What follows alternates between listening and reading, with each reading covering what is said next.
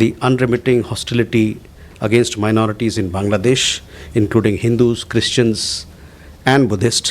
গত শুক্রবার বাংলাদেশের সংখ্যালঘুদের উপর হামলা নিয়ে ভারতের পররাষ্ট্র মন্ত্রণালয়ের মুখপাত্রের বক্তব্য প্রত্যাখ্যান করেছে বাংলাদেশ।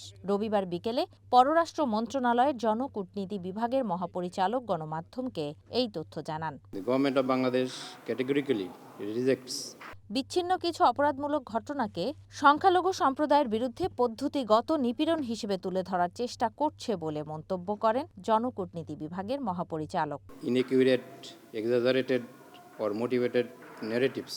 এসব ঘটনাকে ব্যবহার করে ভারতের বিভিন্ন স্থানে বাংলাদেশ বিরোধী মনোভাব উস্কে দেওয়া হচ্ছে। এমনকি বাংলাদেশের কূটনৈতিক মিশন ও অন্যান্য স্থাপনাগুলোকেও লক্ষ্যবস্তু করা হচ্ছে। ভারতের পক্ষ থেকে যেসব ঘটনার উদাহরণ দেওয়া হচ্ছে তার মধ্যে একজন তালিকাভুক্ত অপরাধী ছিলেন।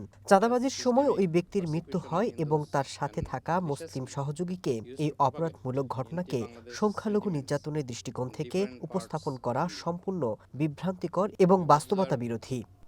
A selective and unfair bias in certain quarters.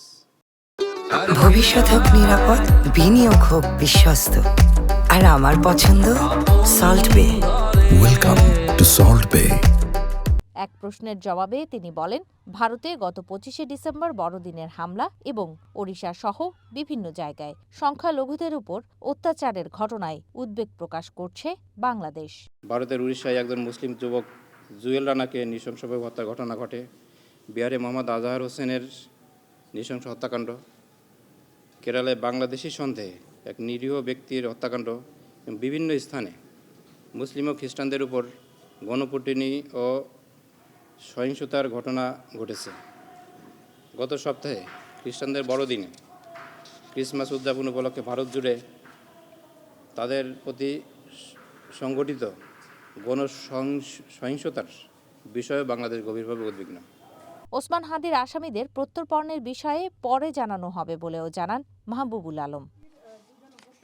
ঝুমি Rahman, one news, Dhaka. এই বিষয়ে আমি বিস্তারিত জেনে স্বরাষ্ট্র মন্ত্রণালয়ের সাথে সমন্বয় করে পরে জানানো যাবে।